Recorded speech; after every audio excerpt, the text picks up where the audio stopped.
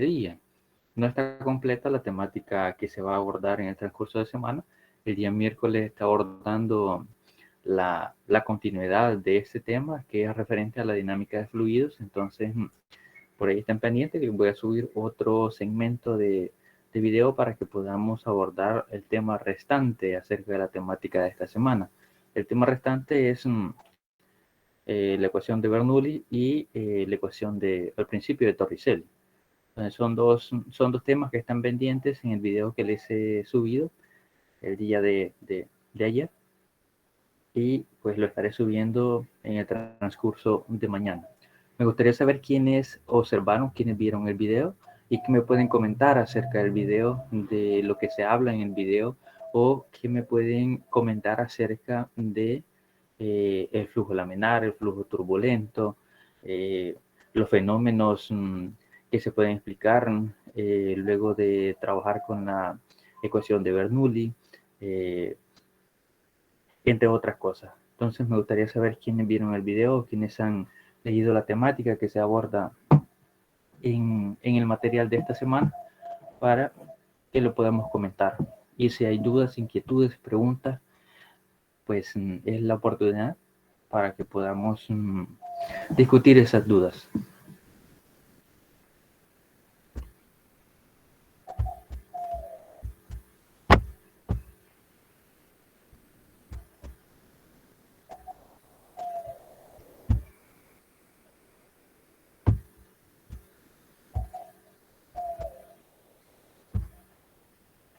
Bueno, eso quiere decir de que nadie fue a ver el video y nadie ha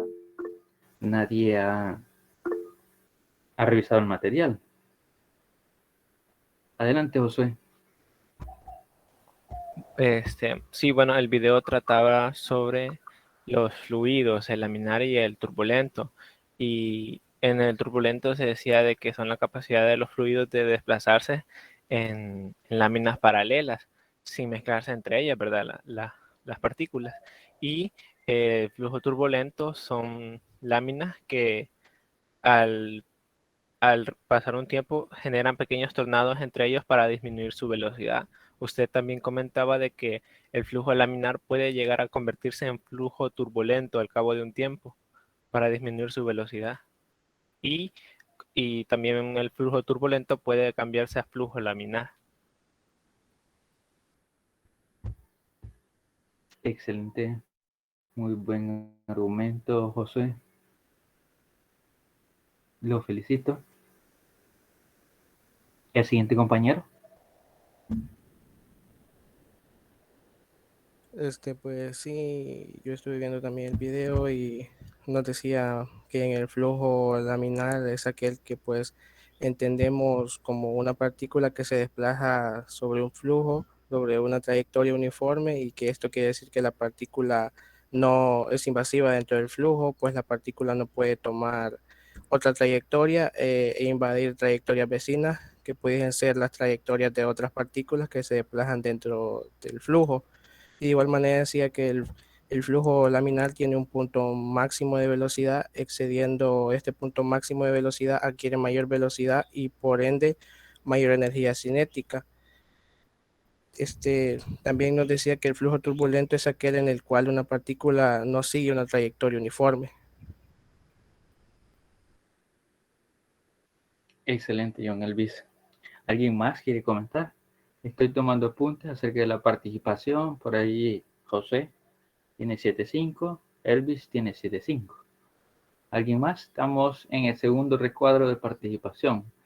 Ya hemos considerado los temas anteriores. Ya he tomado un recuadro de participación. Ya tengo una nota de participación de cada uno de ustedes. Ahora está en la segunda nota de participación. Así que si alguien quiere participar y ganarse esa nota, adelante.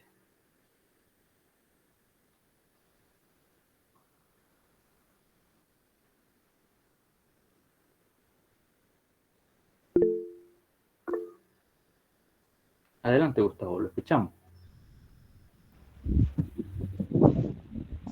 Sí, bueno, te iba a decir.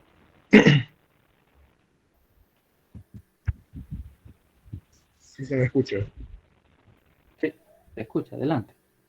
Vaya. el flujo laminar, ¿en qué consiste? Dice que es aquel donde se desplazan en un mismo volumen o una misma dirección. También lo que estaba viendo en el video que dice que la partícula no es invasiva y no puede afectar a ninguna de las vecinas. También decía que tiene máxima velocidad y corriente tiene máxima este, cinética, no sé si me equivoco. Y la segunda,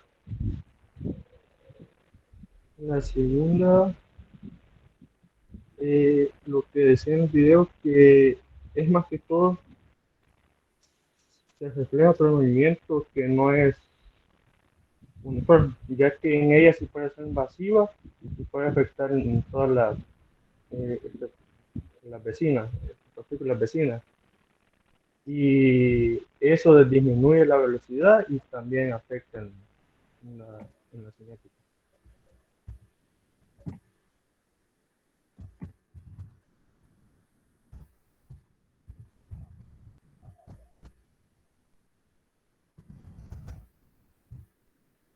Ok, muchas gracias, Gustavo.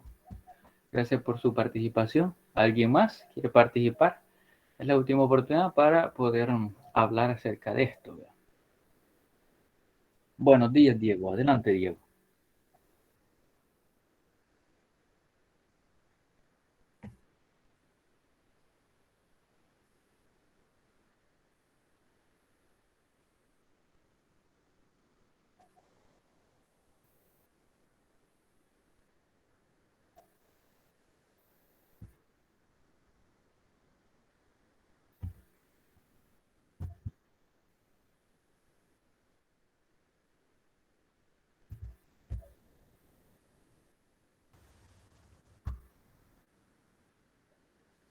Tengo, Sí, adelante, adelante.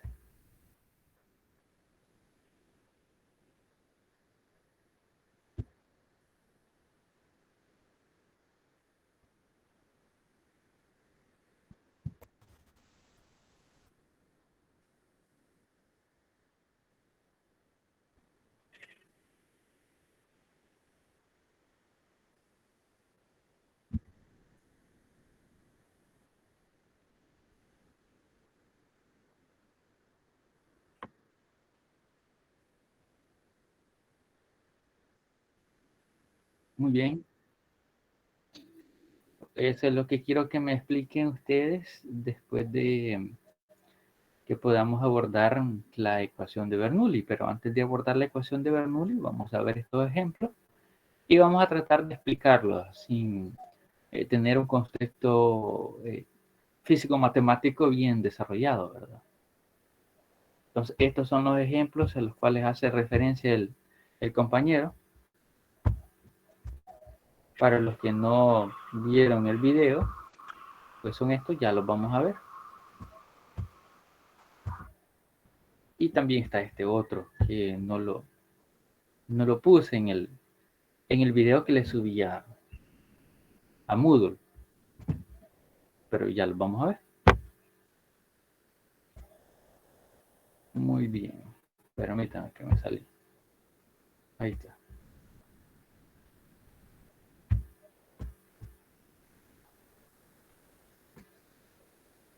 Ok. Su nombre, por favor.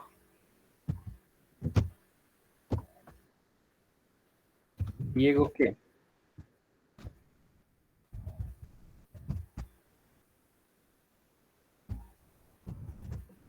¿Alguien más quiere comentar acerca del flujo laminar y flujo turbulento? ¿Verdad? Porque es lo que tenemos ahorita. En su momento vamos a poder comentar de los demás. Ok, no habiendo nada más que argumentar de parte de ustedes. Nosotros en las sesiones anteriores estuvimos abordando la estática de fluidos, como de costumbre hacemos cuando nos introducimos a un bloque físico. Ahora vamos a abordar la dinámica de fluidos después de haber abordado la estática de fluidos. Y en la estática de fluidos se estudian los fluidos en movimiento. Hay dos tipos de flujo de fluidos: flujo laminar y flujo turbulento. El flujo laminar se caracteriza por que en su velocidad pues, es menor que el flujo turbulento.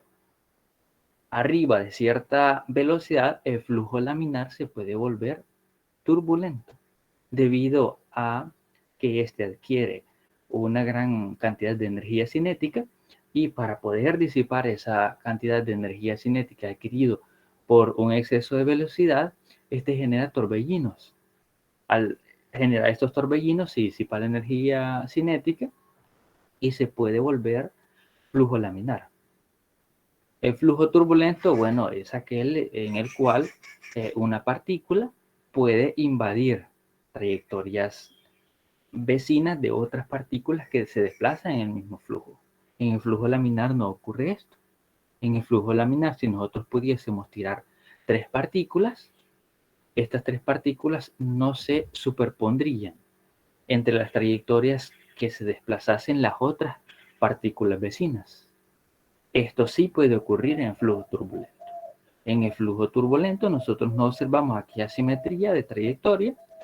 Nosotros por ahí vamos a observar de que una partícula se va a invadir la posible trayectoria que iba a ser otra partícula vecina.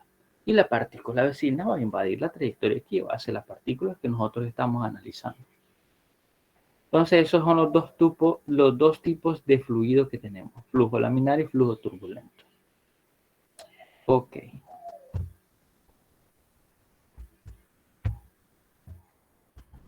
Ecuación de continuidad. ¿Qué podemos decir de la ecuación de continuidad? Los que vimos el video.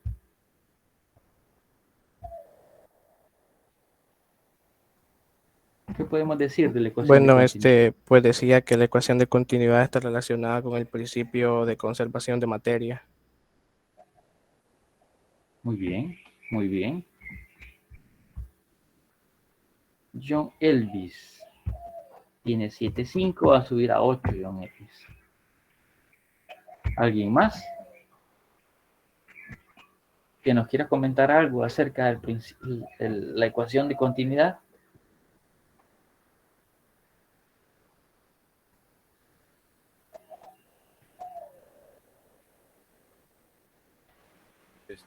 Yo, licenciado. Adelante, Miguel.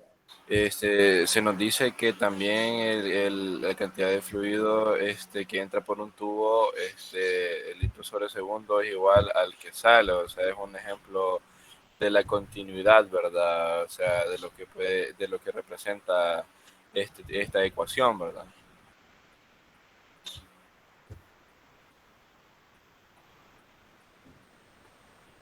Ok, Miguel, muchas gracias. Muy bien. ¿Alguien más? Yo, en este apartado usted comentó de que había que considerarse un líquido que su densidad fuera nula, porque los líquidos al tener rozamiento contra las paredes, esto causa fricción y reduce la velocidad con la que se desplaza el fluido. Muy bien. Se hicieron 3 consideraciones para poder deducir la ecuación de continuidad. ¿Cuáles son esas 3 consideraciones? Buenos días, licenciado. Buenos Las tres días. consideraciones son una que es el flujo estacionario, que dice que ese flujo no depende de las partículas que hay en ese flujo no dependen, su velocidad no depende del tiempo. También dijo del flujo incomprensible, que íbamos a decir que su densidad es uniforme, y como ya había dicho el compañero anteriormente, el tercero es que no tiene viscosidad, porque eso tiene relación con las fuerzas intermoleculares. Muy bien, Ivette, excelente. ¿Alguien más quiere participar en esa parte? ¿Cuáles son las 3 consideraciones para poder deducir la ecuación de continuidad?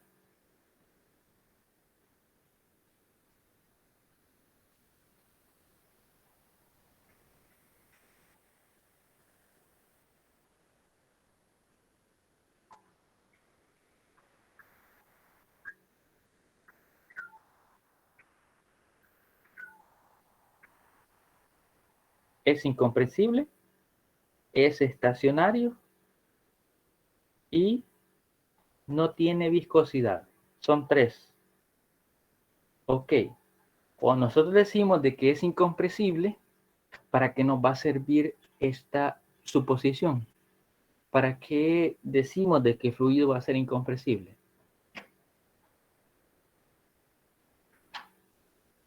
¿Alguien más?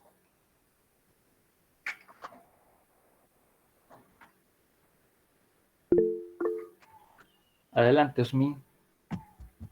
Creo que era para que se conservara el volumen del fluido.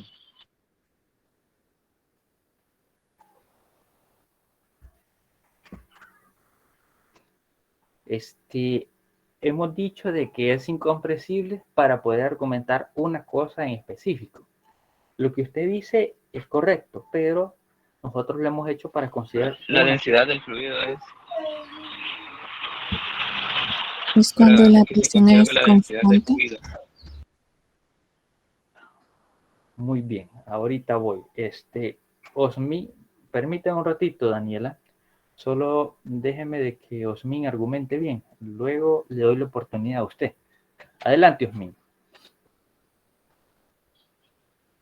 Creo que me equivoqué. Era para que se conservara la densidad del fluido. Muy bien. Hemos dicho de que vamos a considerar de que ese fluido va a ser incompresible. ¿Y para qué va a ser incompresible? Para que su densidad sea uniforme. Porque si ese fluido, como lo vimos en la clase anterior, que la densidad varía dependiendo del volumen, si yo aumento la presión en un fluido y este fluido es gas, hay una concentración molecular. Entonces su densidad varía. Eso quiere decir de que la densidad varía dependiendo de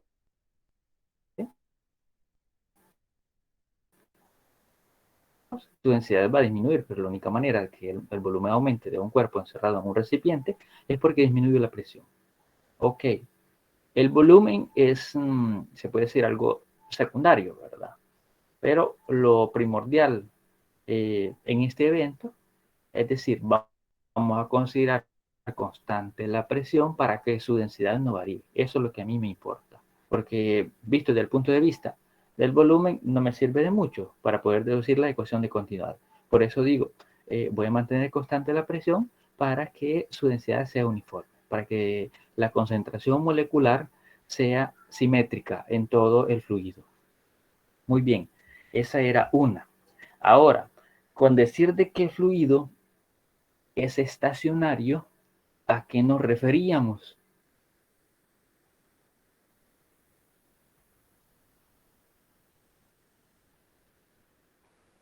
Daniela, le cedo la oportunidad, Daniela. Ese de fluido estacionario era cuando la velocidad no depende del tiempo. Muy bien. ¿Se podría ampliar un poquito más? Que me explique con la diapositiva en pantalla.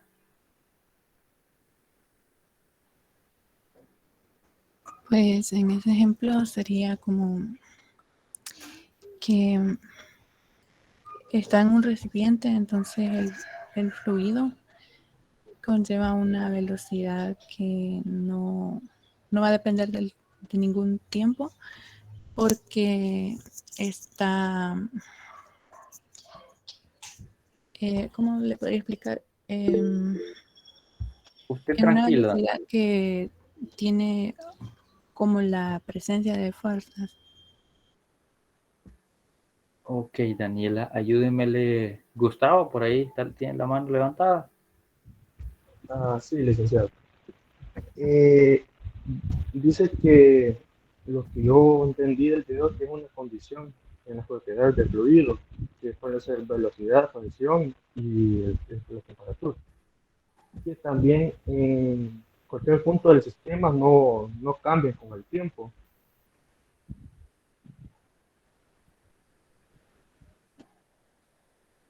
Ok, Gustavo. ¿Alguien más quiere participar en este espacio?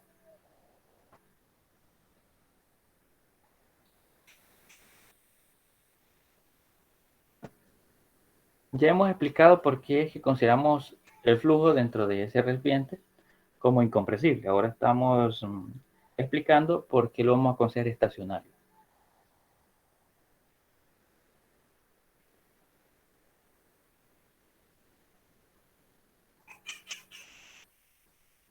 Bueno, por ahí en el video se explicaba de que íbamos a considerar de que el fluido era estacionario porque necesitamos que su velocidad sea independiente del tiempo. ¿La velocidad de quién? Consideremos una partícula de forma arbitraria en cualquier punto de ese tubo de Venturi.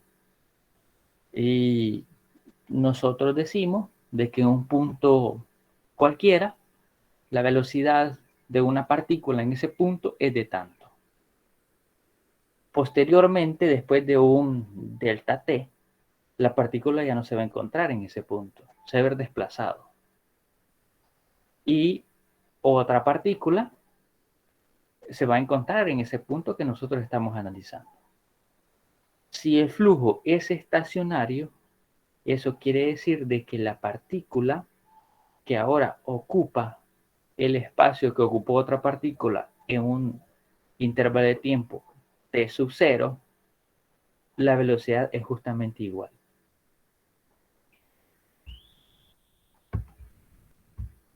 Esto es si yo tengo una partícula justamente, digamos, donde está la punta del vector de sección transversal, o el vector v, perdón.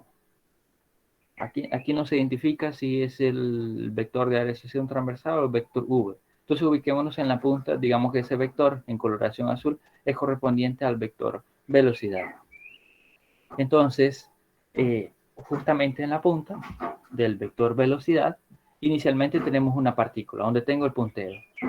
Después de haber transcurrido un intervalo de tiempo t, esta partícula la vamos a llamar P1, pues esa partícula se ha desplazado, porque es un flujo. Los flujos se mueven, se desplazan. Entonces, después de haber transcurrido un intervalo de tiempo, la partícula dentro del flujo se ha desplazado. Digamos que se encuentra justamente en la punta del vector V2. Bueno, como donde se encontraba la partícula P1 antes de haber transcurrido un intervalo delta t, pues no puede quedar vacío después de que ha transcurrido el intervalo de tiempo delta t. Eso quiere decir de que va a estar ocupado, después de haber transcurrido un delta t, va a estar ocupado por otra partícula. ¿Y cómo es la velocidad de esa partícula después de haber transcurrido un delta t? Va a ser justamente igual a la partícula P1, cuando delta t era igual a 0. Entonces, eso quiere decir de que la velocidad es independiente del tiempo. Cuando hablamos de que un evento es estacionario, pues estamos refiriéndonos a que la velocidad no depende del tiempo. Puede transcurrir 1 segundo, 2 segundos, 3 segundos, pero en esa región espacial, la velocidad de todas las partículas que lleguen a ese punto es justamente la misma. Muy bien.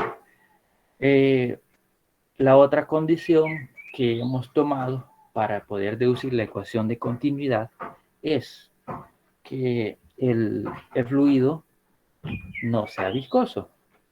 ¿Para qué nosotros hemos considerado eso?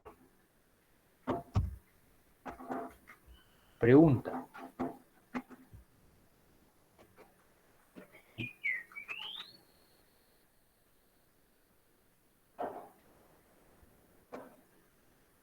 ¿Para qué hemos considerado que el fluido no tenga viscosidad?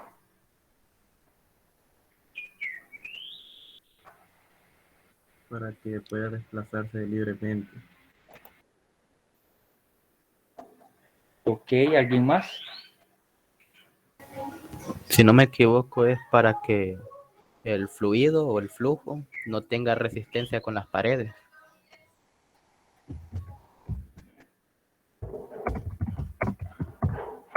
Bien, Osmin.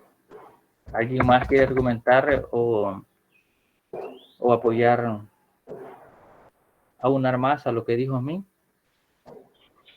Licenciado, no le respondí yo, le respondió Oscar. Yo le había respondido antes. Es a Oscar del Cid, cierto. Perdón. Oscar. ¿Alguien más quiere aunar más a lo que dijo Oscar? Lo que dijo Oscar está Pues bueno. usted nos había planteado un Adelante. ejemplo con aceite que decía que también funciona para atenuar los efectos de la fricción, ya que la viscosidad tiene relación con las paredes dentro del recipiente. Sí, efectivamente. Ahí en el video se habla de que hay sustancias que nos sirven para atenuar los efectos de fricción. Los efectos de fricción están presentes en todas las sustancias que nosotros conocemos y las que no conocemos, de forma visual y tangible. Hay muchas sustancias que nosotros no conocemos, pero que sirven para atenuar los efectos de la fricción. Pero no por el hecho de que sirvan para atenuar los efectos de la fricción, como es el caso del aceite o algún lubricante, podemos decir de que la viscosidad o la fricción de estos elementos es cero. Todos o todas las sustancias tienen, son viscosas. Y si son viscosas es porque tienen fricción. La fricción está relacionada con la fuerza de atracción molecular entre cada una de las moléculas de las sustancias. Y pues todas las sustancias, las moléculas de todas las sustancias se atraen molecularmente. Entonces decir de que una sustancia no tiene fricción o que la fricción de una sustancia sobre otra va a ser nula o va a ser igual a cero, eso es erróneo. Pero nosotros podemos hacer ese tipo de consideraciones para atenuar la complejidad de este tipo de eventos, ¿verdad? Y poder llegar a una conclusión físico-matemática que no sea muy compleja.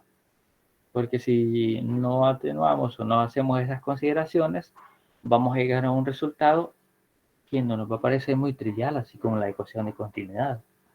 El producto de área por velocidad.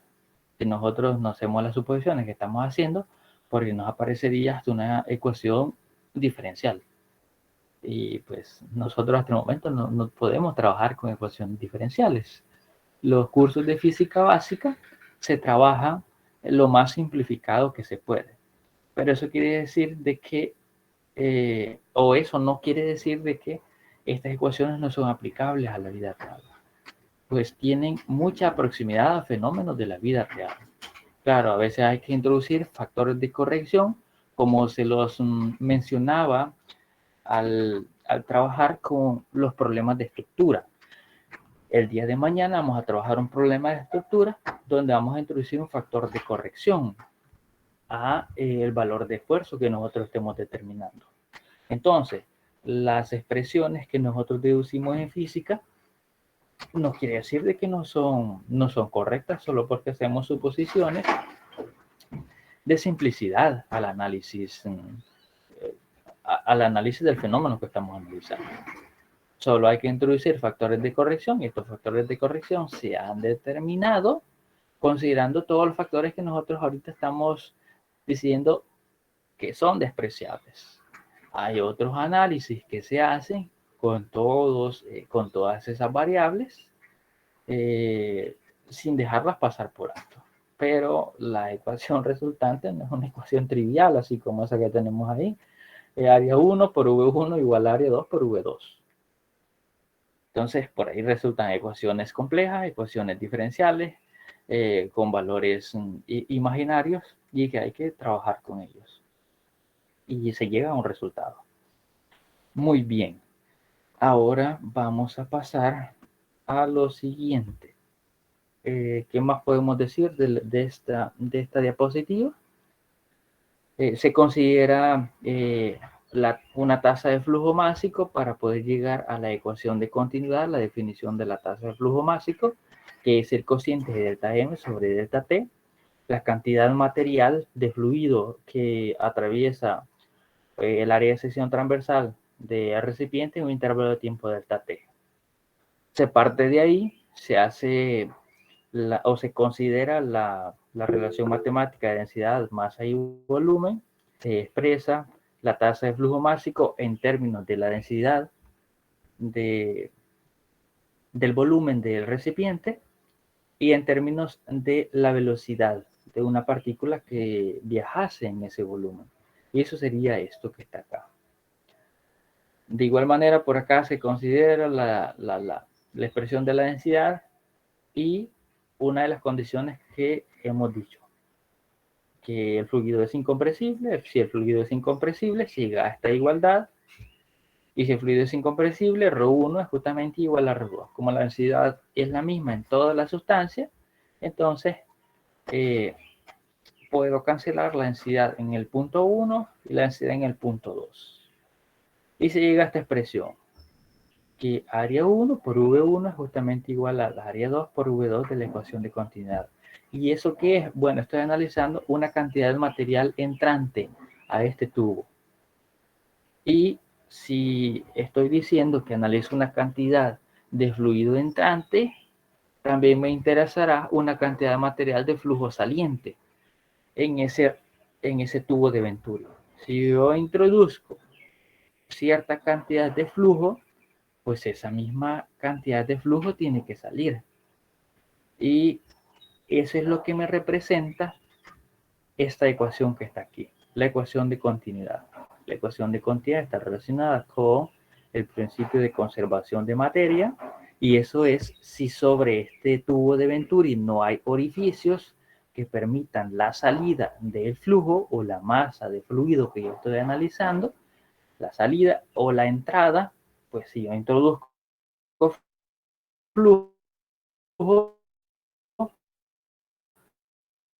flujo, se pierda materia de flujo, pues esta ecuación ya no se va a cumplir, porque la cantidad de material de fluido que está adentrando ya no sería justamente igual a la cantidad de material que está saliendo en este punto. Ok, habiendo dicho eso, nos desplazamos a esta ecuación que está acá. En la ecuación anterior, el producto de área 1 por V1, a nosotros nos resulta eso muy difícil de interpretar. Y eso se los digo en el video. Y eso me pasó a mí cuando estudié esta parte de dinámica de fluidos. ¿Cómo podía interpretar ese producto de área por velocidad? No le sentía lógica. Pero si nosotros observamos, hay un producto de unidades. El área, las unidades de medida del área son metros cuadrados. Las unidades de medida de la velocidad son metros sobre segundo. Si yo multiplico esas áreas, que sea metro cuadrado por metro, me queda metro cúbico sobre segundo. La magnitud física que se mide en metros cúbicos es el volumen. Y la magnitud física cuya unidad de medida es el segundo es el tiempo. Entonces, este producto me representa un volumen por intervalo de tiempo. Ahora sí puedo interpretar. Me he equivocado ahí.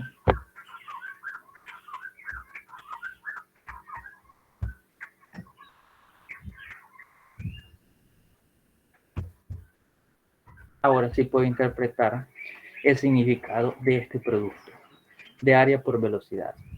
Y el significado es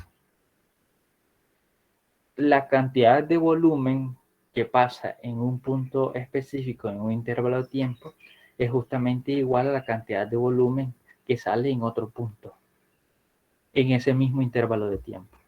Eso es lo que yo puedo decir de esta ecuación, la ecuación de continuidad. Visto desde este punto de vista de este producto, a nosotros nos resulta difícil, pero es como que tendría este cociente que está acá. Acá se representa en términos diferenciales para generalizar. Conocido como la tasa de flujo de volumen. Entonces, si yo lo veo desde esta forma, el cociente de V sobre dt, ahora entiendo de que si estoy analizando la masa, una masa de fluido en este tubo de Venturi, eso quiere decir de que el volumen que entre en este recipiente a un intervalo de tiempo será justamente igual al volumen que sale en este punto en ese mismo intervalo de tiempo. Y eso es lo que me dice la ecuación de continuidad. Pero la ecuación de continuidad se expresa de esta manera. Viendo sus unidades de medida, yo sé de que lo puedo interpretar de esta otra forma. El diferencial de V sobre el diferencial de tiempo es igual al producto de área de sección transversal por el volumen por la velocidad del fluido. No es volumen eso, es velocidad. Muy bien, ¿tienen dudas, preguntas?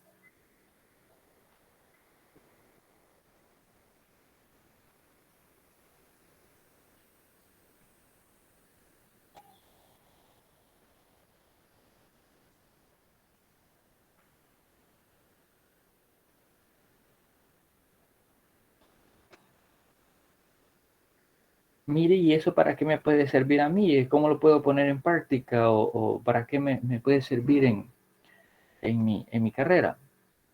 Bueno, suponga usted de que le están solicitando que suministre cierta cantidad de fluido, no necesariamente tiene que ser agua, cierta cantidad de fluido, y pues le dice, necesito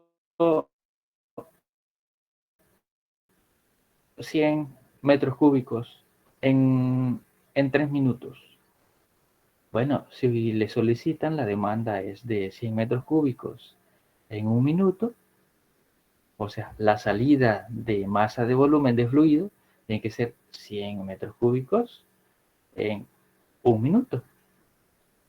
Y la entrada de ese volumen tiene que ser de justamente lo mismo, los 100 metros cúbicos en 1 minuto.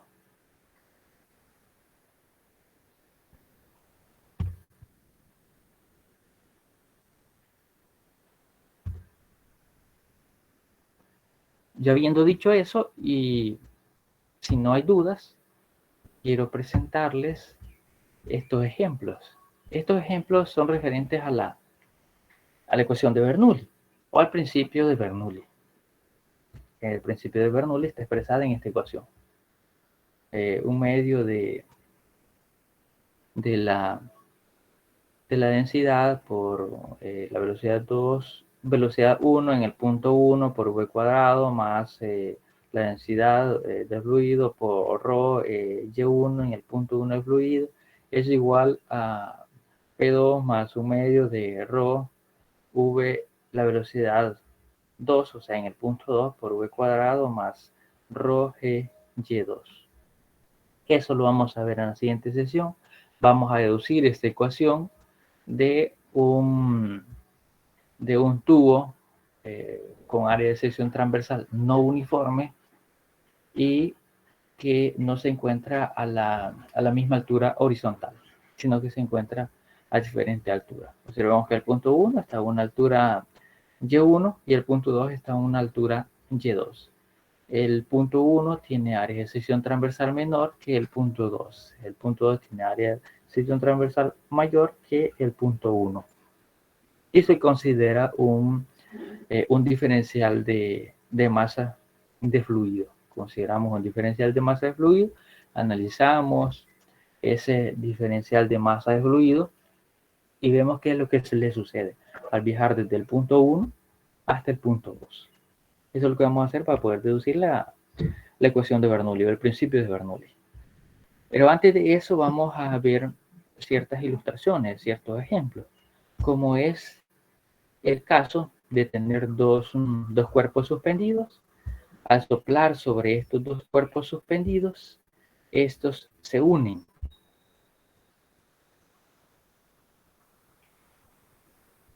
Tal y como lo acaba de apreciar en el video. Observa, están separados, luego se sopla, posteriormente a eso las latas se han unido. Yo sé que nuestra lógica común nos está traicionando, porque nosotros tal vez hemos observado de que al soplar un cuerpo, en vez de acercarse a nosotros, se aleja.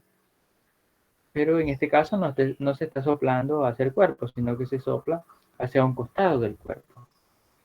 ¿Qué es lo que sucede al soplar al medio de las dos latas que tenemos ahí? Bueno, lo que sucede, voy a preguntar, ¿cierto? Sería bueno que si ya vieron el video, entonces ustedes me ayuden a poder analizar estos ejemplos. Adelante, Brian. Lo que sucede es como al ser las latas tienen cierto cilindrado, lo que sucede es que empiezan a rotar sobre su propio eje, o sea, sobre el hilo, lo que genera de que tengan un movimiento contrario el uno de la otra lata y por eso se acercan, porque el viento al estar pasando por medio de las dos genera una circunferencia contraria de las dos latas, giran para lados distintos y hace que se acerquen y que el aire atraviese por el mismo hueco. Ok, Márquez, me gusta su análisis. Veamos a alguien más. Ayúdenmele a Márquez.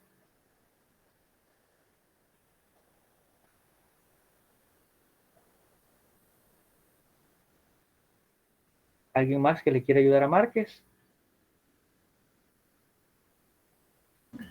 Se puede considerar, digo yo, tal vez como un principio de fricción y acercamiento por medio de cómo giran las dos latas, ¿verdad? En sentido opuesto.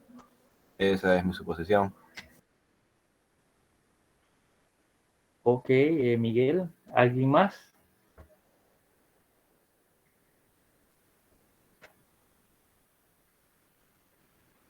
¿No vieron el video y les di una hora para que lo vieran? ¿Alguien más? Cualquier argumento, no importa, lo que se les venga en mente, el asunto de esto es que nosotros podamos... Adelante, Jessica. Sí, según el principio de Bernoulli, dice que se establece que donde la velocidad de un flujo es alta, la presión es baja, y donde la velocidad es baja, la presión es alta. Muy bien, Jessica. Ahora, teniendo eso presente, podemos explicar ese ejemplo que estamos viendo ahorita en la diapositiva respecto a la diferencia de velocidades, ¿verdad? Y el principio de Bernoulli. ¿Podríamos explicar eso?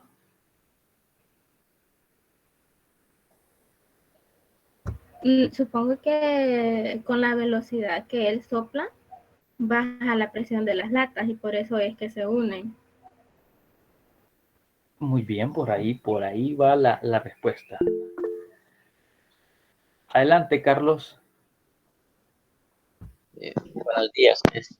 Con respecto a lo que estaban diciendo los compañeros, creo que eso se debe a lo que estábamos hablando ya rato, ¿no? De aplicarle un poco de fuerza, en este caso de velocidad, cuando él sopla causa un aumento de aire y entonces eso determina determina que la velocidad del aire pase entre medio de las dos latas y esta provoque una presión entre medio de la región de las dos latas. Ok, ya que no vieron el video, vamos a irlo a explicar. Alrededor de estos cuerpos cilíndricos hay moléculas de aire. Hay una inmensa cantidad de moléculas de aire. Y debido a esa inmensa cantidad de moléculas de aire se genera una presión sobre esos dos cuerpos cilíndricos. Al soplar al medio de esas dos latas, se aceleran las moléculas de aire al medio de esas dos latas cilíndricas. O sea, la velocidad de las moléculas de aire al medio de esas dos latas cilíndricas se aumenta en referencia a la velocidad que tienen las moléculas de aire que están alrededor, o sea, digamos acá afuera, donde no se sopla, donde no está soplando el señor este. Eso quiere decir de que las moléculas de aire que están acá al medio tienen una mayor velocidad que las moléculas de aire que están acá, al contorno, afuera de las latas que están suspendidas. A un aumento de velocidad se le atribuye una disminución de presión. Eso quiere decir de que si sobre esta región se aumenta la velocidad de las moléculas de aire, se va a disminuir la presión y vamos a tener una zona, acá al medio, una zona de menor presión en comparación a una zona de mayor presión. Sobre esta zona, la presión sería mayor y pues las latas se irían hacia la región de menor presión. Estas latas se unen, ¿por qué? Porque al medio hay una menor presión. Ahí está. Entonces las latas se han unido, ¿por qué? Porque la presión alrededor, o sea, afuera, donde las moléculas de aire no han sido aceleradas, o sea, su velocidad ha sido constante, no ha cambiado, la presión es mayor y por ende esta presión empuja a las latas hacia el medio, donde la presión es menor. La velocidad de las moléculas de aire al centro se ha aumentado. Y si se ha aumentado, ha disminuido la presión. A una disminución de presión se le atribuye un aumento de velocidad y viceversa. A aumento de velocidad se le atribuye una disminución de presión. Al medio de las latas se aumentó la velocidad, disminuyó la presión. Por ende, los cuerpos se van hacia las zonas de menor presión. Porque en las zonas de menor presión van a experimentar una menor fuerza. Al contorno tenían mayor presión, por ende la fuerza que experimentaban por las moléculas de aire al contorno era mayor que la fuerza que experimentaban al centro de la división de las latas. ¿Comprendimos esta parte? Sí. ¿O tienen dudas? ¿Alguien tiene dudas? ¿Inquietud? Ahora sí lo podemos explicar. Vaya, explíquemelo uno para regalarle la nota.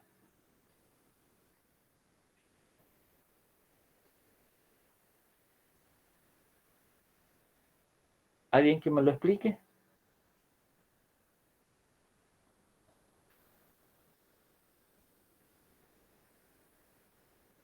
Vale, ok, solo vamos a esperar la oportunidad de alguien de que sí lo haya comprendido. Vale, ¿alguien lo puede explicar para asignarle nota?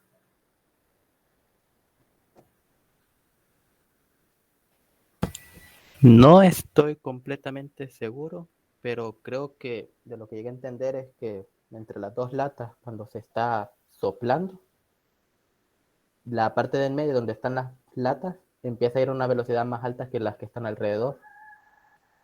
Y por eso se empieza a generar una menor presión en esa área. Y supondría yo que el aire alrededor está como reempujándolo, digamos así, las latas para que se unan en medio, por la velocidad que está en medio. Excelente, así es, Oscar. ¿Lo comprendió bien?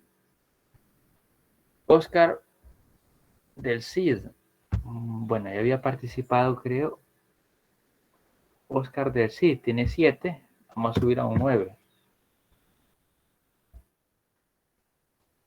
Muy bien, ¿alguien más? Osmin Alexander. Adelante, Osmin. Yo quisiera explicarlo con un ejemplo que me parece similar. Adelante, Osmin. Adelante. Yo una vez escuché no sé si se han preguntado el por qué los autos de Fórmula 1 son tan bajos o tan cercanos al piso. Bueno, sucede que para que los autos de Fórmula 1 puedan conducir con muy buen control, al aumentar estos de velocidad, lo que hace es que como que se adherieran al piso milimétricamente, porque aumentando la velocidad, esto hace que, como usted explicó, la presión disminuya entre el auto y la pista, haciendo que pueda haber un mayor control, un mejor control para poder conducir al auto. Es como que si el auto se adheriera representativamente al piso.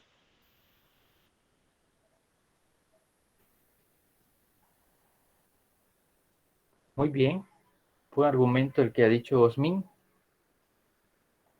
Está bueno su análisis. ¿Alguien más quiere participar?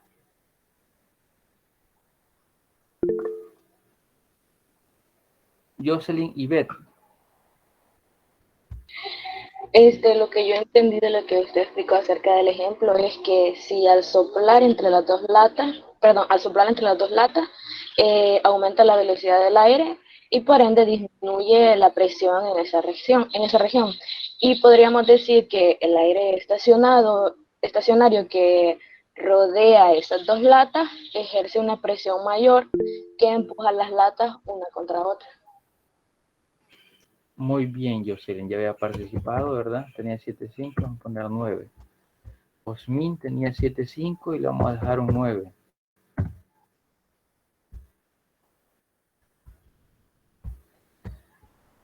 Bueno, efectivamente, así como lo han comentado los compañeros, al aumentar la velocidad al medio de las latas, disminuye la presión y las latas viajan de la zona de mayor presión a la zona desde la zona de mayor presión hasta la zona de menor presión. La presión alrededor se mantiene constante porque la velocidad no ha aumentado, pero hemos disminuido la presión en el área al medio de las latas. Entonces, por ende, las latas se acercan entre sí.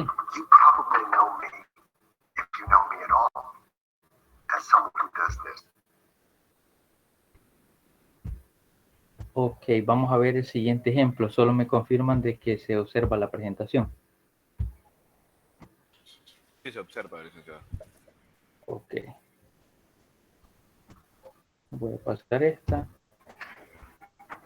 Vamos a la siguiente.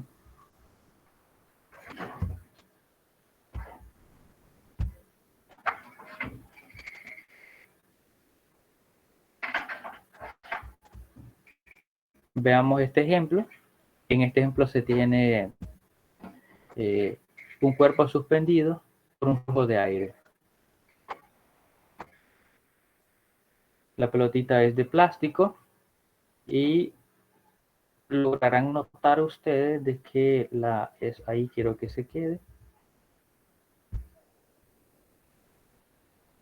Lograrán notar a ustedes que se suspende no solo sobre la vertical, sino que el cuerpo es inclinado y también sufre esta suspensión. Quiero detenerlo justamente donde se observa el diagrama de fuerza. Ahí. Ahí está. Bueno, ¿qué es lo que sucede con esta pelotita? Pregunta, ¿cómo es posible de que pueda levitar o se pueda suspender debido a esa corriente de aire que nosotros observamos ahí?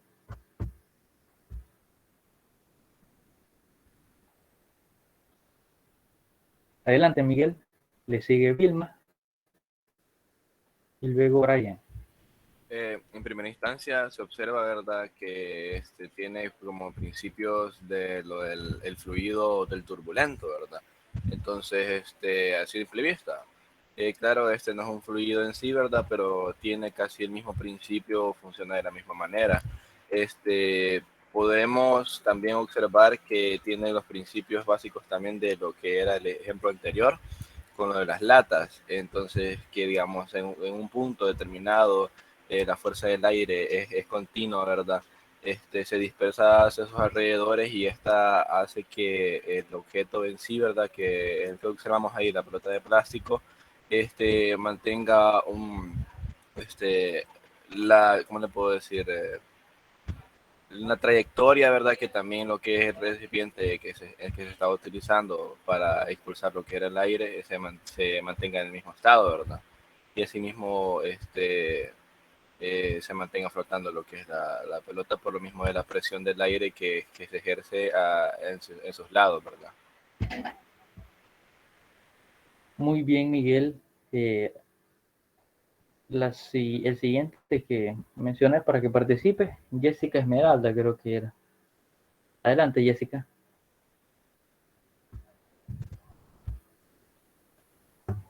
Bueno, según yo lo que veo allí sobre la presión que le hace a la pelota, pues por eso levita. El aire, la presión que hace a la pelota, por eso levita.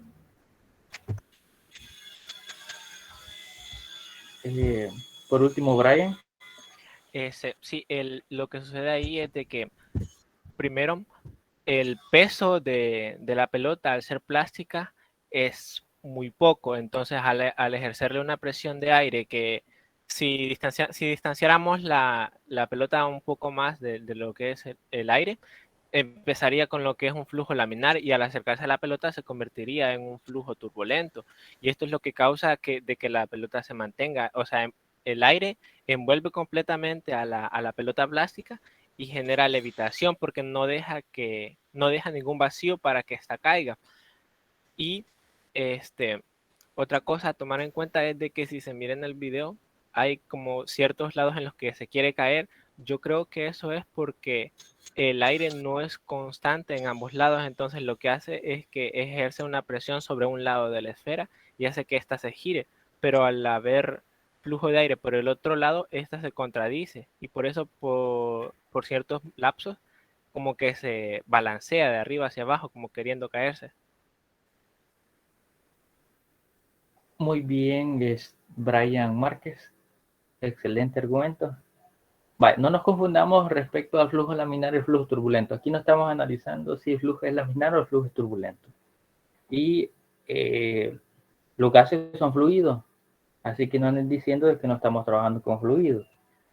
Por ahí observamos un flujo, en este caso no es agua, un flujo de gas, aire. Se está utilizando esta corriente de aire para poder suspender esa pelota.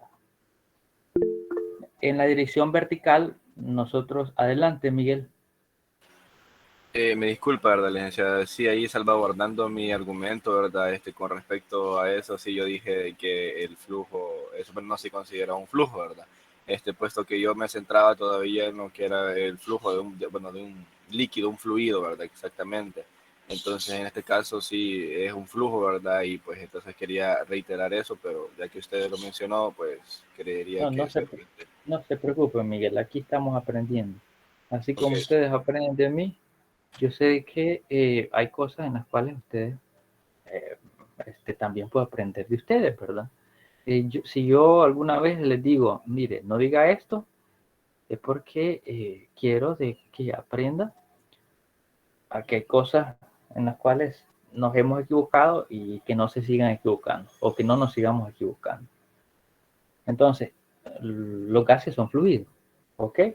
Entonces acá tenemos un flujo de aire y bajo ese flujo de aire la pelota puede levitar o se suspende en el aire.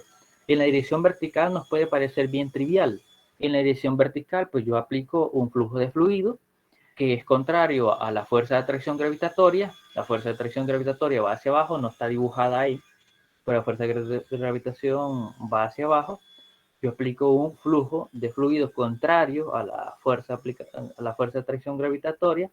Este flujo me va a generar una presión y debido a esta presión se va a generar una fuerza.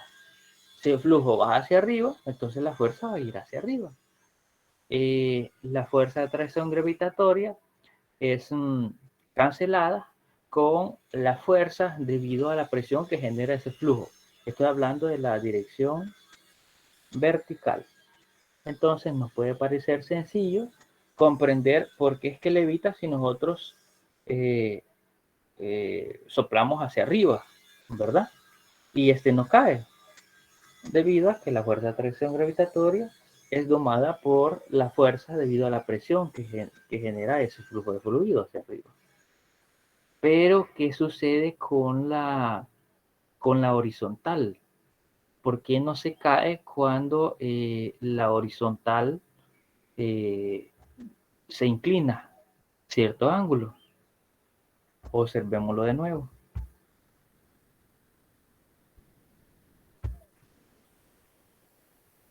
Vamos a verlo. Bueno, ahí está, ya lo he inclinado. En la dirección vertical nos puede parecer trivial. Ahí lo lleva inclinado. La vertical es cancelada debido a la presión debajo de la pelota de plástico. Y eso nos parece complejo verlo.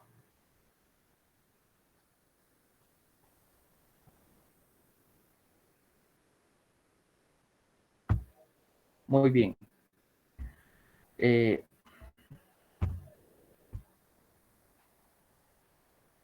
Esperemos de que llegue otra vez donde se dibujan los vectores fuerza.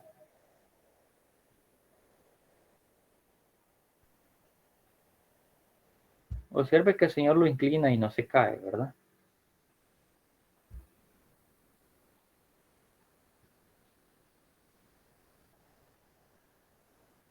Esperando. Ahí está. Ahí quiero que se quede. Muy bien. No se cae al inclinarlo debido a una disminución de presión en los costados colindantes de la pelota. Por eso es que no se cae. La corriente de aire rodea a la pelota.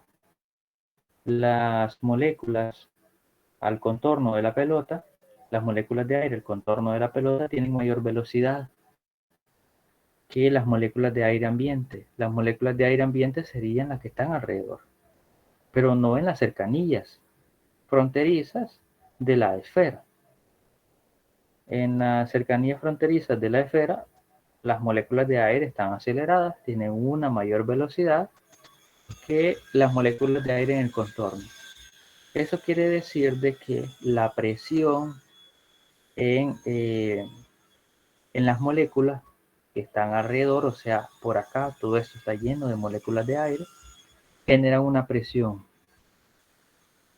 Y como alrededor de la pelota, las moléculas de aire están aceleradas, tienen una mayor velocidad que las otras moléculas que están más alejadas que en contorno, entonces la pelota no va a viajar desde esa región donde las moléculas de aire están aceleradas hasta donde las moléculas de aire no están aceleradas, porque sobre esa región donde las moléculas de aire están aceleradas o tienen mayor velocidad, esa región está a una menor presión.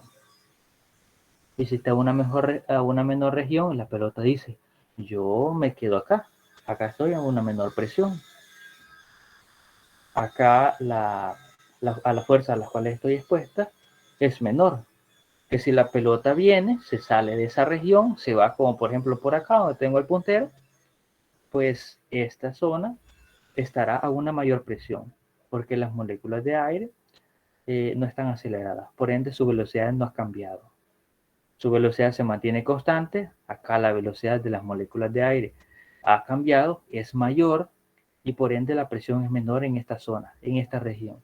Por eso la pelota no tiende a caerse hacia los lados, porque si viajase de este punto, digamos a un punto cualquiera por acá, la pelota detectará de que sobre esta región hay mayor presión, hay mayor fuerza, y pues por ende ella no puede viajar desde esta región espacial a otra región espacial donde la velocidad es menor.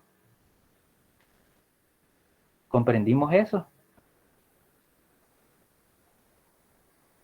La velocidad de las moléculas de aire en esta región es mayor que la velocidad de las moléculas de aire en las regiones colindantes, o sea, alrededor. Y por ende la presión en esta zona es menor. La pelota se queda en esa región de menor presión. Nunca va a viajar de una región de menor presión a una región de mayor presión. Eso nunca sucede. ¿Preguntas referente a esto?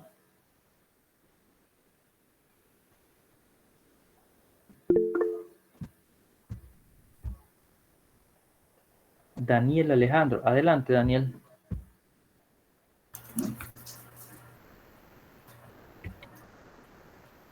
Liz, buen día. Buenos días. Y respecto a este ejemplo, digamos, si él lo pusiera así como en el plano horizontal, y la pelota siempre quedaría como así flotando por las fuerzas, o no sé si afectaría el ángulo en el cual estaría como la fuente, digamos, aquí del viento, se podría decir, que está ejerciendo la... Siempre hay un ángulo. Sí, excelente pregunta, Daniel. Esperaba que me hicieran esa pregunta. Siempre hay un ángulo crítico. Si nosotros excedemos ese ángulo crítico, la pelota caerá. Por eso es que en el ejemplo no se inclina demasiado. Para poder determinar ese ángulo crítico hay que hacer un montaje experimental. Un montaje experimental, mantener constante la presión del flujo de fluido de aire y observar a qué ángulo crítico de inclinación de fluido la pelota se cae o se desplaza desde esa zona de menor presión hacia zonas de mayor presión, donde la fuerza de atracción gravitatoria ya no es vencida por la disminución, por la fuerza que ejerce la disminución de presión. Entonces siempre va a existir un ángulo crítico. Por eso es que en algunas ocasiones la bola tiende a salirse de flujo de fluido. Observémoslo nuevamente. Por ahí lo ha inclinado demasiado y la bola tiende a salirse. Por ahí lo lleva inclinado. El efecto visual de que tal vez lo inclina hacia el pizarrón no nos deja ver la inclinación, pero lo inclina. Entonces, cuando lo inclina, se desestabiliza el equilibrio de la pelota. Al desestabilizarse el equilibrio de la pelota, eso quiere decir de que está llegando al ángulo crítico de inclinación. Y excediendo ese o llegando a ese ángulo crítico, se pierde el equilibrio de la pelota y se va a caer.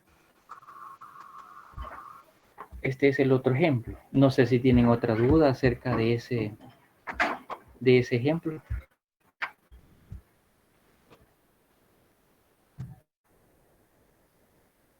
Hay una forma de aumentar el ángulo crítico. Y la forma de aumentar ese ángulo crítico es aumentando cada vez más la presión.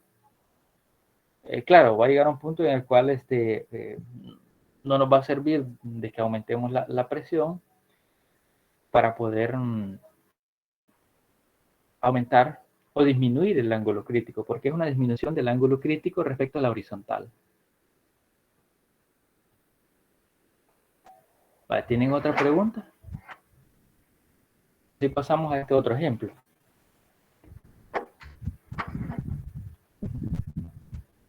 Ok, veamos este otro ejemplo.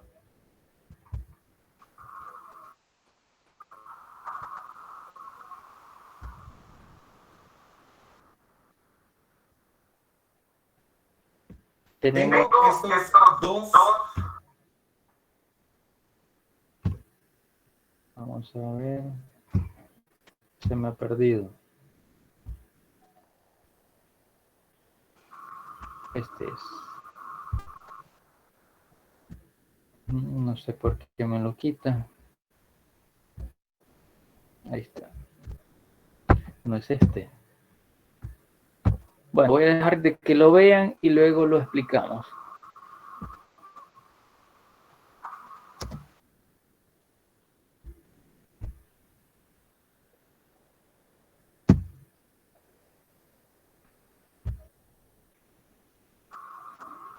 Ok. Tenemos un flujo de fluido sobre un recipiente que contiene trocitos de Durapag o trocitos de papel. Sobre ese recipiente que tiene trocitos de Durapag se ha introducido un tubo cilíndrico hueco, como lo observan ahí. Se aumenta la velocidad en el extremo superior del tubo cilíndrico y los trocitos de papel y de Durapag salen volando. ¿Por qué sucede eso?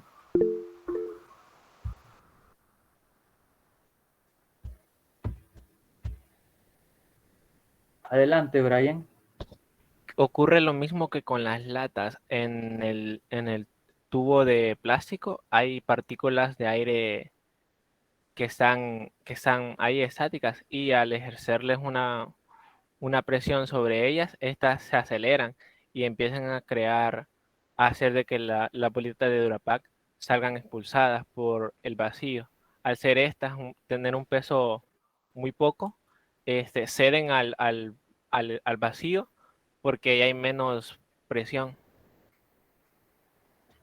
Muy bien, Brian. ¿Alguien más quiere aunar a lo que dijo Brian?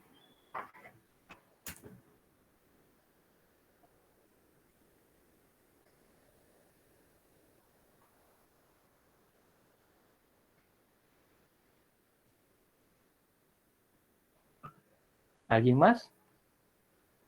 Bueno, ya hemos visto varios ejemplos. Ya debemos de tener la idea. Sí, yo. Adelante, John.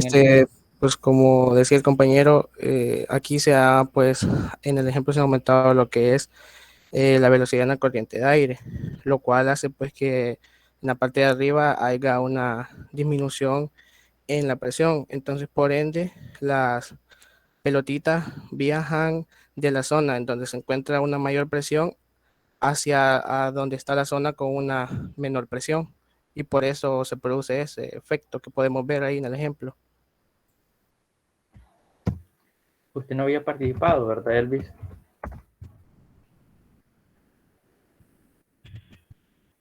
¿Cómo? No había participado anteriormente.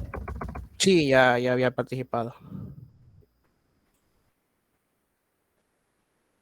No, pero ahora no había participado. Había participado en las sesiones anteriores. No, ahora sí participé. No lo tengo acá. Seguramente su respuesta no fue correcta. Pero su Sí, me dijo argumento... que tenía un 8 en participación. John Elvis.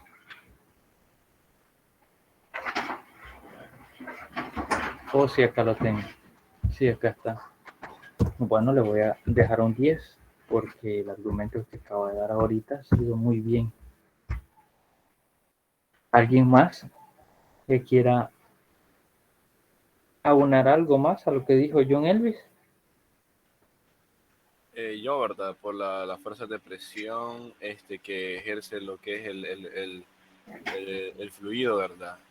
A la hora de reaccionar a lo que es este fluido, ¿verdad? De una manera que, bueno, no es directa, ¿verdad? El fluido no está, en ese momento no está directamente proporcionada a lo que es el tubo en sí, ¿verdad? Pero ejerce una fuerza de fricción en la punta de lo que es el tubo, ¿verdad? Donde se encuentra ubicado el vaso con las pelotitas de Durapack. Entonces, hace una presión, ejerce una presión dentro de lo que es ese tubo, ¿verdad? Por la cual se desplaza ese fluido y asimismo hace que las pelotitas, ¿verdad? Broten, digamos así, de una forma y salgan expulsados, así como dijo mi compañero al principio, al vacío. Miguel Ayala. Miguel Sí, Ayala. Ok, Miguel. Ya ha participado, tiene 9, Miguel. Por el momento lleva 9 en esta participación. Ok. Muy bien, Miguel. Adelante, Brian. Creo que otro ejemplo que podemos tomar en cuenta, que supongo que varios lo han hecho, es con una botella plástica de una soda o de un refresco, lo que sea, cuando ya está vacía esta, soplar sobre ella, así como lo está haciendo en el ejemplo, y esto genera lo que es un sonido, como un silbido en la botella. Creo que se debe al mismo efecto, porque las partículas de aire que se encuentran dentro de la botella están estáticas y al ejercerle la presión de igual forma como la ejerce en el video, causa de que aumente y estas salgan con mayor fuerza y generan ese sonido. Probablemente por eso sería, pero ese fenómeno sí no se los podría explicar, porque, o sea, nunca lo he analizado y viendo desde este punto de vista, pues no el principio de Bernoulli no relaciona los sonidos, así que yo no les podría argumentar algo, ¿verdad? De eso, pero está bueno lo que acaba de decir, Brian. Y pues me alegra de que estén despertando el interés de razonamiento, ¿verdad? Pero de mi parte sí no les podría explicar por qué se produce ese sonido. Tal vez es porque se tiende a generar un vacío. Al aumentar la velocidad del aire en la boquilla de la botella, las moléculas de aire que están en el interior tienden a viajar desde el interior y al tender a viajar desde el interior hacia afuera, dejan un vacío adentro de la botella y eso genera de que de forma milimétrica las paredes de la botella tiendan a contraerse, o sea, viajar hacia adentro. Pero como nuestro flujo de fluido sobre la boquilla de la botella no es constante, entonces las moléculas de aire van hacia afuera y van hacia adentro, van hacia afuera y van hacia adentro, y eso permite una oscilación en las paredes de la botella. Al generarse esa oscilación en las paredes de la botella, pues se genera ese sonido que habremos escuchado, ¿verdad? Que es un poco grave. Entonces, yo así me lo explicaría. Eh, pero, o sea, no me crean mucho porque ese razonamiento lo estoy sacando ahorita, nunca lo he estudiado, nunca lo he visto. Lo único que me puedo plantearme es eso, de que genero un vacío, pero como mi fluido no es constante, el flujo de fluido que emito en la boquilla de la botella no es constante, el flujo de fluido sale, las moléculas en el interior de la botella salen y entran, y eso genera una oscilación en las paredes de la botella plástica. Y eso produce ese sonido grave que nosotros escuchamos. Entonces, yo sí me lo podría explicar, no me lo podría explicar de otra manera. Y pues, qué bueno que estamos haciendo razonamiento, ¿verdad? Y aplicando, o tratando de aplicar el principio de Bernoulli.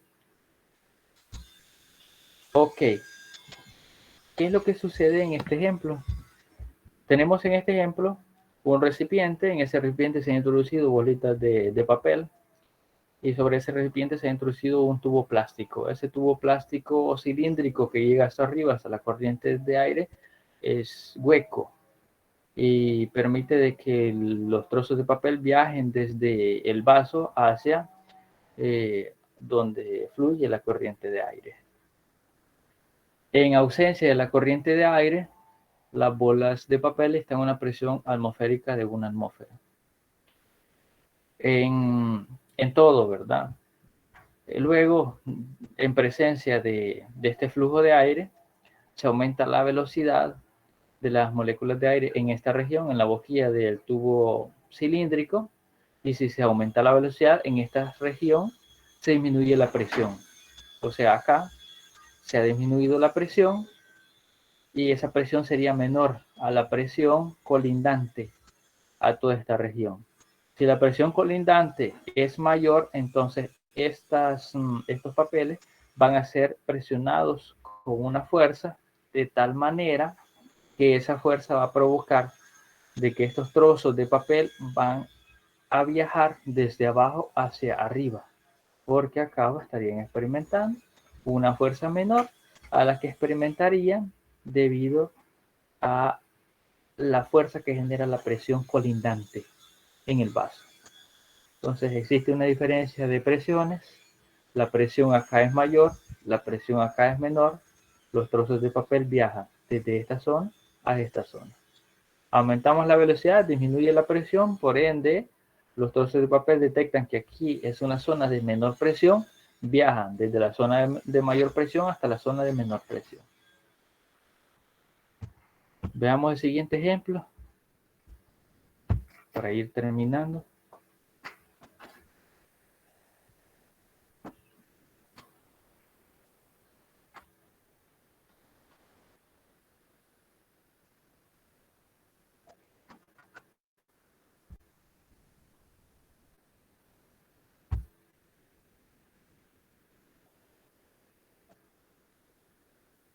Este ejemplo es el más fácil, el que nosotros lo podemos hacer en nuestra casa, ¿verdad?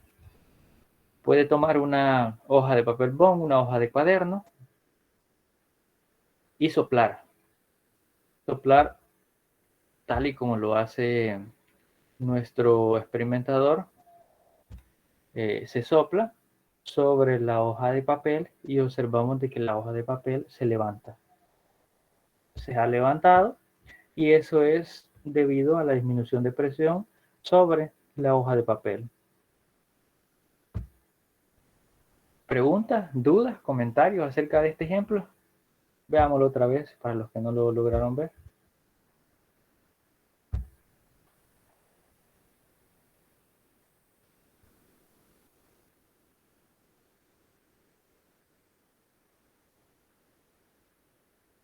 Tenemos la hoja de papel, se sopla al costado de arriba y se levanta, ¿verdad? Porque se aumenta la velocidad y como aumentamos la velocidad disminuye la presión sobre la hoja de papel.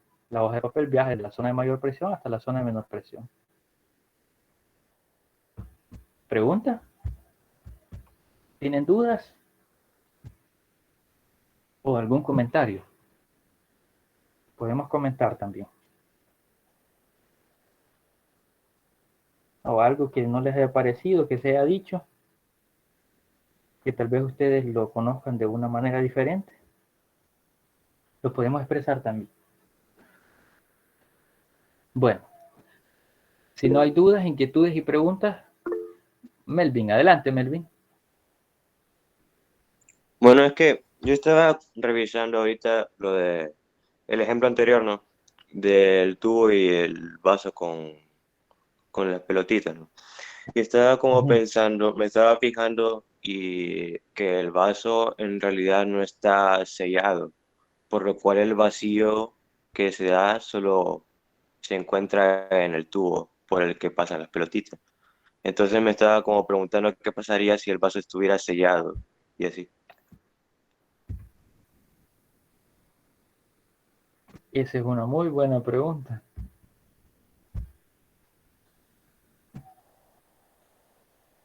Vamos a ver el ejemplo.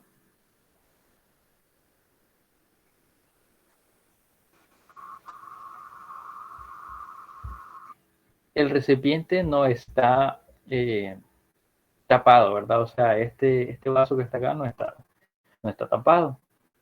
Eso quiere decir de que en la superficie así como cuando estábamos analizando el principio fundamental de la hidrostática y tenemos un fluido al aire libre, la superficie de ese fluido experimenta una presión de una atmósfera. Entonces, en la superficie de esos trozos de papel o trozos de Durapac, se ejerce una presión de una atmósfera. Si nosotros ahora venimos y tapamos ese recipiente, pues ya no tendríamos la presión de una atmósfera, que sería el peso de todas las moléculas de aire colindantes, ¿verdad? Pues la presión sería menor. Y las pelotitas de papel podrían salir con mucha mayor facilidad. Eso es algo que hay que hacerlo, hay que experimentarlo. Nunca lo he hecho de esa manera. Habría que ponerlo en práctica, sellar ese recipiente, haciendo un orificio al medio, introduciendo un tubo cilíndrico que nos permita viajar esta materia o los trozos de papel desde adentro del vaso hacia afuera. Entonces, dejárselos de tarea que lo experimenten creo que sería un tanto difícil porque para sellar esto, pues creo que no está imposible, pero estaría un poco complicado.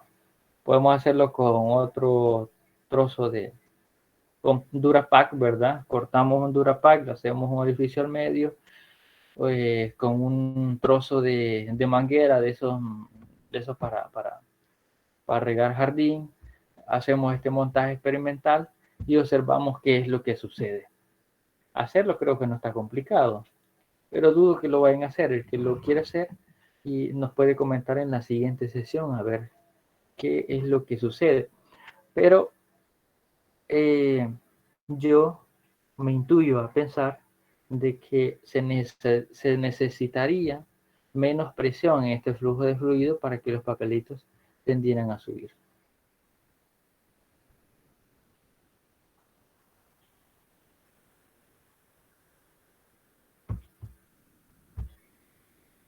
¿Otra pregunta?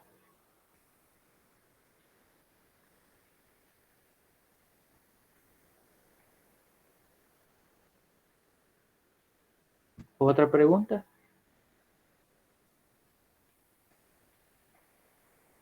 Lo podemos analizar, este fenómeno lo podemos analizar con el principio fundamental de la hidrostática. Si nosotros sellamos al costado de arriba este recipiente, podemos determinar la presión en la superficie de los trozos de papel. ¿Cuál sería la presión en la superficie de los trozos de papel? Bueno, como está sellado, solo sería la presión manométrica, la presión que hay debido a la columna de fluido. En este caso tenemos un fluido gaseoso, ¿verdad? En este espacio que observa acá transparente, tenemos aire. Sellamos ese recipiente, tenemos aire y la presión simple y sencillamente sería ρGH. Tenemos la presión a la cual estaría sometido los trozos de papel.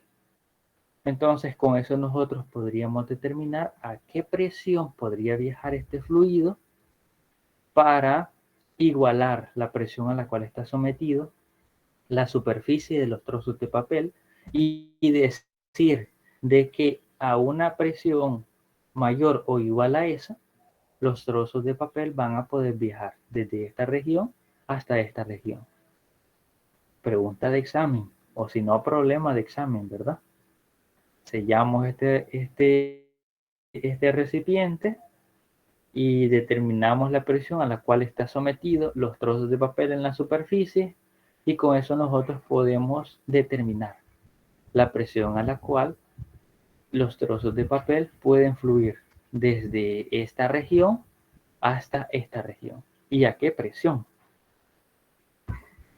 Sería una excelente pregunta o un problema de examen, que ya lo hemos resuelto ahorita.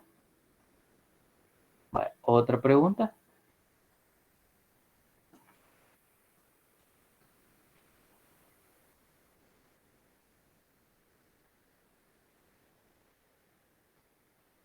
Ok, si no hay preguntas, dudas, comentarios,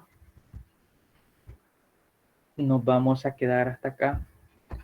Y el día de mañana solo voy a estar trabajando en la tarde. Entonces, en la tarde solo pueden llegar los de sistemas, con los de industrial no voy a poder estar en la mañana. Tengo clase con otro grupo. Con este grupo tengo que estar yendo a la universidad cada 15 días. A ellos les corresponde ir los días martes. Entonces, el día de mañana no podré estar con los de industrial porque voy a tener clase con otro grupo. Es de coordinarnos si pueden el día jueves o el día viernes para que no pierdan la discusión que voy a estar trabajando el día de mañana con los jóvenes de sistemas. Con los de industrial no pude terminar el problema y me interesa terminar ese problema porque, o sea, es lo que más nos importa, la conclusión de ese problema y no lo pudimos terminar. Entonces me interesa terminar ese problema con los de industrial, de igual manera plantear otro problema de estructura donde se introduce valor de corrección y trabajar un par de problemas de estática de fluido. La siguiente semana es semana de evaluaciones parciales.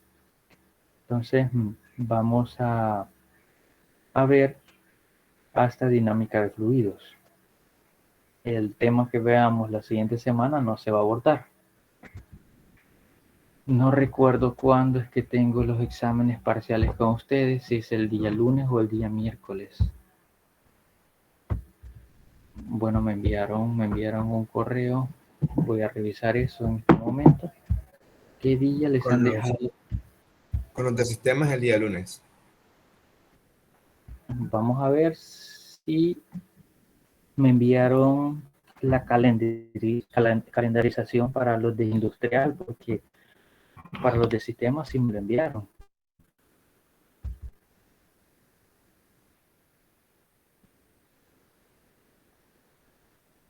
Vamos a ver.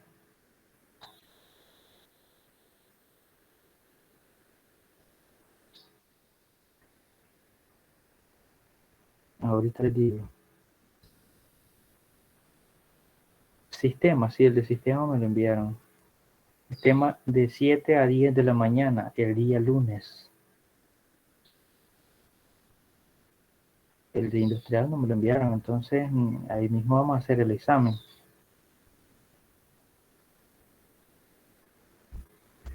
No los quieren a los de industrial. Bueno.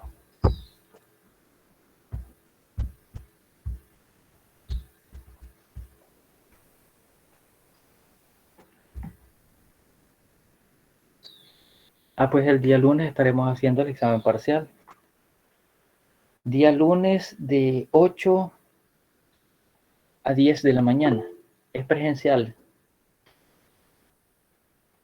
No estaremos trabajando ahí en la SNET, el examen.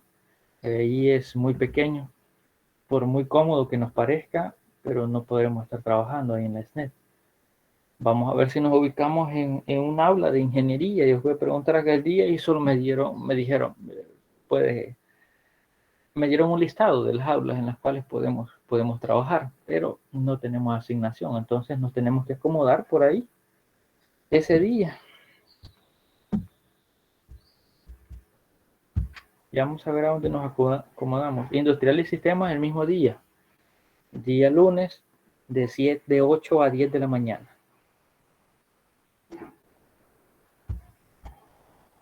Y el examen parcial aborda todos los temas que hemos estado trabajando. Hasta lo que vamos a ver el día miércoles. Hasta ahí abordaría la discusión que vamos a estar trabajando. ¿Tienen preguntas, dudas, comentarios? ¿Alguna sugerencia? Si no, nos quedamos hasta acá y nos veríamos el día de mañana por la tarde con los de sistemas. Sería a la misma hora, ¿verdad? Sí, a la misma hora. ¿Y el aula la misma o otra? Vamos a ver si está la misma persona en la SNET o si está alguien más en la SNET, porque como ahí se turnan, entonces si ya se ha ido, si está la misma persona, se va temprano y podremos estar ahí, porque si no invadimos hasta el espacio allá donde ellos pasan, ¿verdad? Pero si no está la misma persona, nos tocará ir a buscar otra aula. Así que esperemos de que esté la misma persona que estaba la semana pasada para que podamos estar ahí más cómodos que en las otras, ¿verdad?